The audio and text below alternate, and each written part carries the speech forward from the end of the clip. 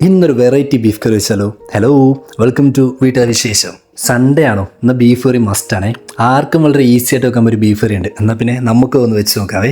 ആദ്യം ബീഫ് നന്നായിട്ടൊന്ന് കഴുകിയെടുത്തിട്ട് അതിലേക്ക് ഒറ്റമുളക്, ഇഞ്ചി, ചെറിയുള്ളി, വെളുത്തുള്ളി ഇതെല്ലാം കൂടെ മിക്സിക്കകത്തിട്ടിട്ട് കിറുകിറുന്ന് ഒന്ന് അടിച്ചെടുക്കുക. അപ്പോൾ ഇതേ ഒരു സ്പെഷ്യലി ചില്ലി ഫ്ലെക്സ് നമുക്ക് കിട്ടുവേ. ഈ ചില്ലി ഫ്ലെക്സേ നമ്മൾ ആദ്യം കഴുകി വെച്ച ബീഫിലേക്ക് നന്നായിട്ടൊന്ന് മിക്സ് ചെയ്യുക. അതിലേക്ക് കുറച്ച് മഞ്ഞൾപ്പൊടി, ഇത്തിരി മുളക് പൊടി, കുറച്ച് ഉപ്പ്, ഇത്തിരി വെളിച്ചെണ്ണ നന്നായിട്ടൊന്ന് എല്ലാം കൂടെ ഒന്ന് മിക്സ് ചെയ്തെടുക്കുക. ഇത് നേരെ കുക്കറിലേക്ക് തട്ടിയിട്ട് നല്ല ഒച്ചയിപ്പിക്കുക. നമ്മുടെ ധോണിക്ക് നല്ലൊരു പെരി വിസിലടിക്കുന്ന പോലെ 2 വിസിലടിപ്പിക്കുക. അപ്പോൾ നമ്മുടെ ബീഫ് ഏകദേശം റെഡി ആയിട്ടുണ്ട്. ആ കുക്കറിനകത്തുള്ള വെള്ളമില്ലേ, നമ്മുടെ ബീഫ് സ്റ്റോക്ക്, അതൊന്ന് കുറഞ്ഞ ഫ്ലെയിമിൽ ഒന്ന് വറ്റിച്ചെടുക്കുക.